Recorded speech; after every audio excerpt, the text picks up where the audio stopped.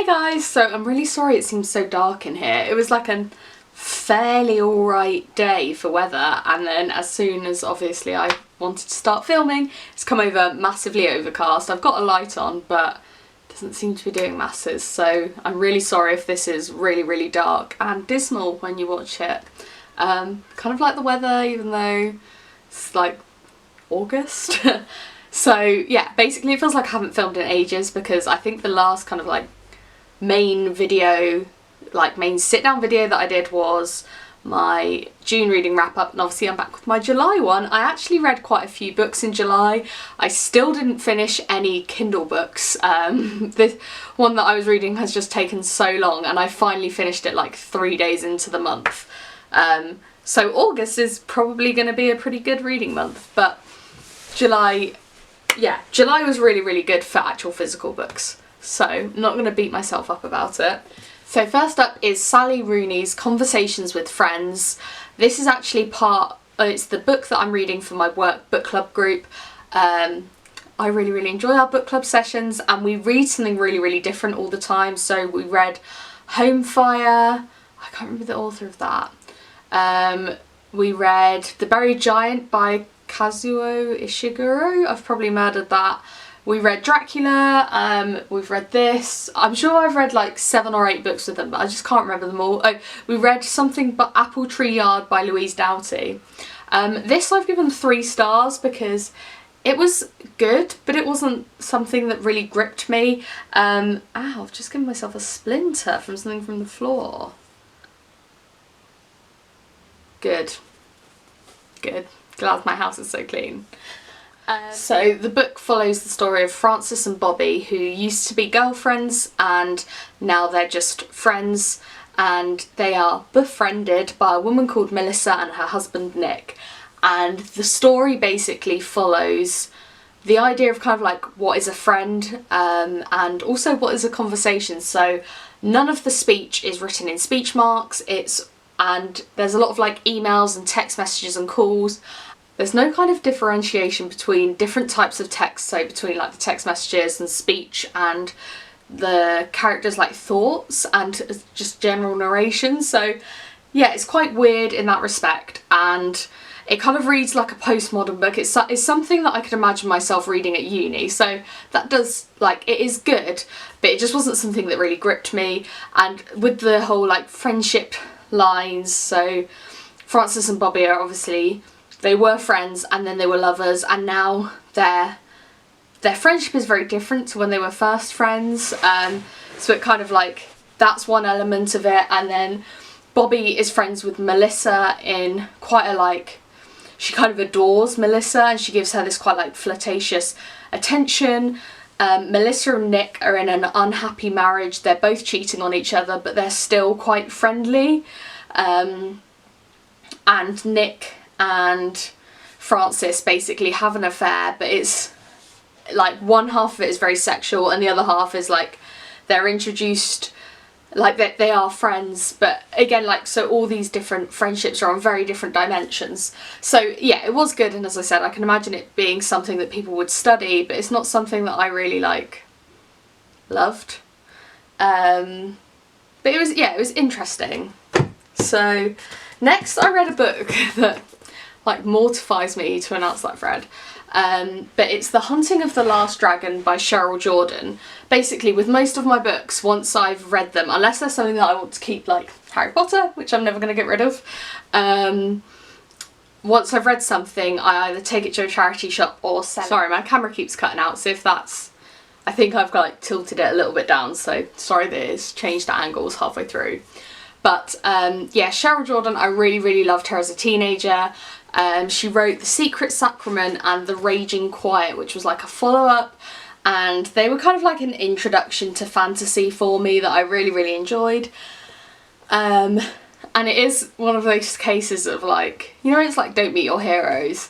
I always feel like it's risky to go back to an author that you loved as a teen, even if they were like a YA author that would totally be suitable now. I just feel like it's risky.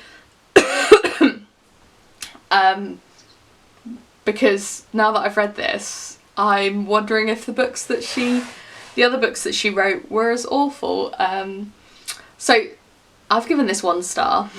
It got better as it went on, but it started off feeling very, very racist, which is obviously really awful. And it wasn't even published that long ago. It was published in 2004, but it's set in some kind of like mystical land. It's definitely not in a modern time, and it's set in a time where like there are freak shows, and one of the main characters is a woman from China who is in the freak show. She's basically like put up in this little cage, and there's all these rumours that she's got hooves because she's not like white and normal, and the main male character basically kind of like treats her a bit like an animal. He basically joins the troupe that have the freak show, and he ends up responsible for giving her like a little bowl of water, and he feels like he's so kind because he lets her out of her cage and like strips her naked and washes her in a river, and he just like, he doesn't really trust her, and she's very othered throughout the whole book.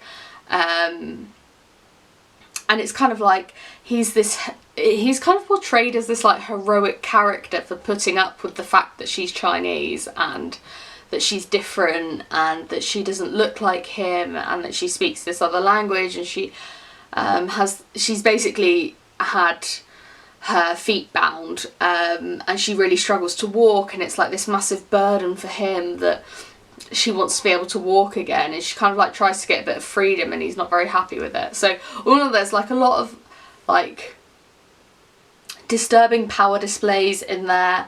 The whole book is about them trying to find a dragon and hunt it and kill it. It was the last of its kind. It feels quite sad for them to be doing that. And yeah, I just really couldn't, like, from about 10 pages in, I just could not get on board with it, and I persevered because it was like really big font and quite a short book, but it was awful. I kind of hoped that there'd be some retribution from, I can't even remember what word they used to describe, like, I think she was basically called like a creature quite early on, and like a cripple, and I'm sure there was some other word that I was like, good lord, I can't even remember what it was, but I kind of hoped that they were like setting the person that was using it up, like introducing the freak show as a villain, and that they'd all be shocked and they'd be awful, but it wasn't set up like that at all, and it just continued. So would really not recommend, like, in any way. So to kind of recover from that trauma, I read As You Like It, which is a Shakespeare play that I thought I hadn't read before, but I have, because it's got one of my all-time favourite quotes in. I've given this 4 stars. It felt really weird to rate a Shakespeare play, but yeah, basically my favourite quote from it is, "All the world's a stage and the men and women merely players." It continues quite, like, it's quite a long quote, but that's like my main favourite bit. Obviously it's like a little battered old copy, and I thought I was going to find it really hard getting back into reading Shakespeare because I studied it at uni. I did like a whole module and we had to read loads of them, and as I like read more and more, it got easier to get into the language and the style, but I haven't read any in about 3 years, so I thought it was going to be like a very lengthy slog, but I actually found that I'd remembered some quirks and things like that, and it was a lot easier getting back into than it was starting out in the first place. This is the story of Rosalind and Orlando. I had totally forgot as well that there's a character called Orlando in a Shakespeare play, but anyway, Rosalind is the cousin of, basically, Rosalind's dad is basically exiled by his brother, and she's living with her cousin, and her cousin tells her dad, who exiled Rosalind's dad, that she would rather be like, if he exiles Rosalind, she will leave as well. She'd rather that, and so he keeps Rosalind and then ultimately gets annoyed, exiles her. They end up in a forest they take the like jester clown thing with them, and Orlando ends up there as well. In the end, they all end up in this forest. I'm probably explaining this really awfully, and there's going to be some kind of like Shakespeare buff really aggressively shouting at the screen. but it's one of those classic Shakespeare things where they're like, oh my god, we've got a problem, and Rosalind's like, well, what if I dress like a man? So she basically dresses as a man for the rest of the thing and makes Orlando woo her as though she was Rosalind because he loves her, but Orlando thinks she's a man and she's pretending to be a man. It's one of those like really convoluted plays.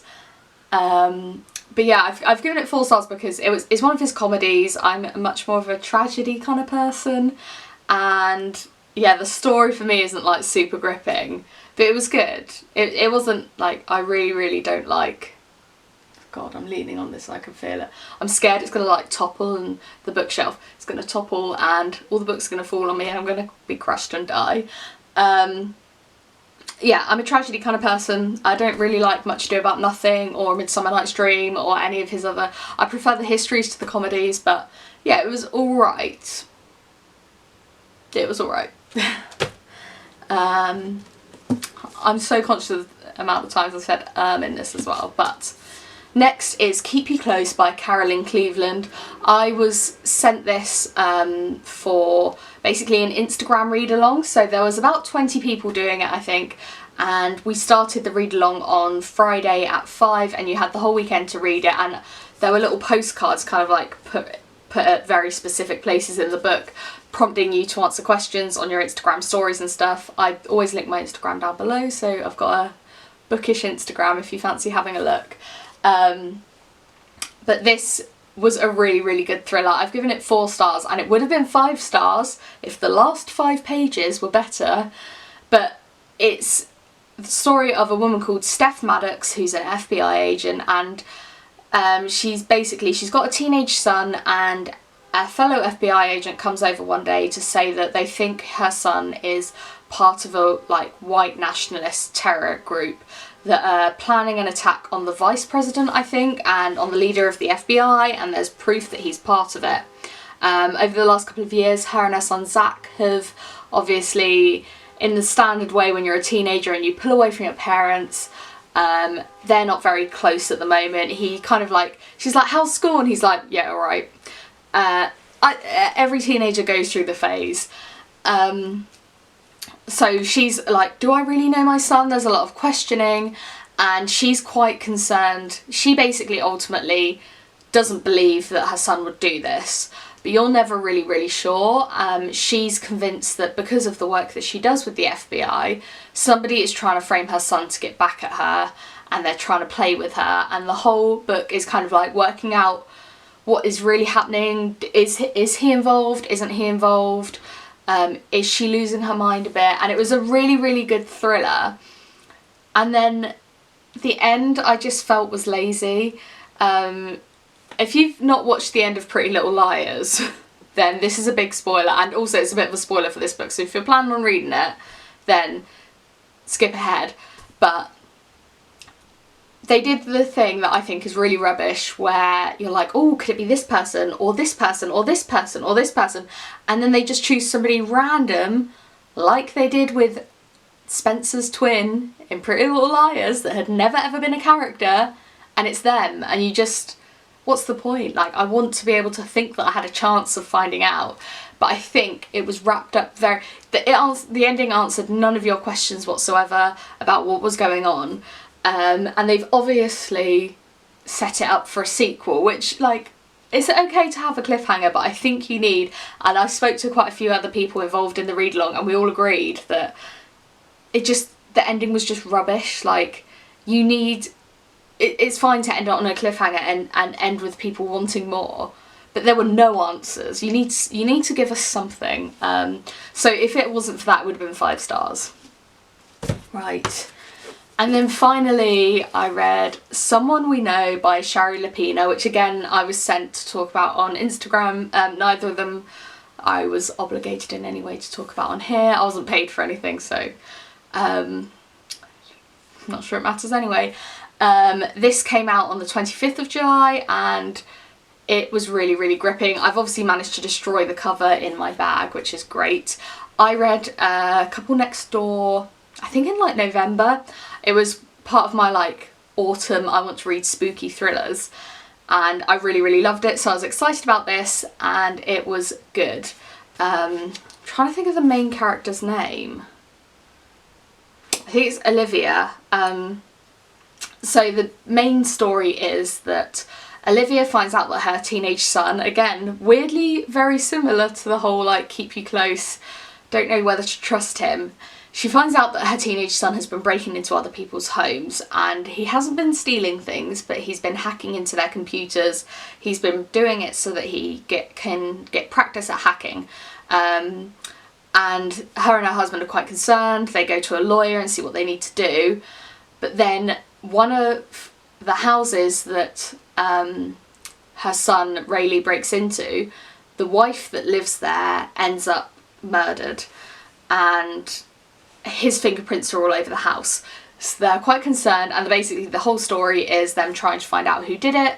There's lots of twists and turns, and I think Shari Lapena is very good at thrillers. She's very good at making you think you're clever and that you know what the answer is when you have no idea. I've given this 5 stars because I just think her writing is really clever. And that's the end of my July reading wrap up. I'm really excited for some of the books that I've kind of got like semi lined up for August. I already said I finished my Kindle book, so I've started, is it My Sister is a Serial Killer? Or My Sister the Serial Killer? Whichever one it is, I've started that and I'm so into it. I'm reading Love in the Time of Cholera, which I'm really enjoying, but yeah, not going to give too much away because otherwise why bother watching next month's? And I'm already so aware this has been such a long video, but thank you for watching and I'll see you guys again soon. Bye!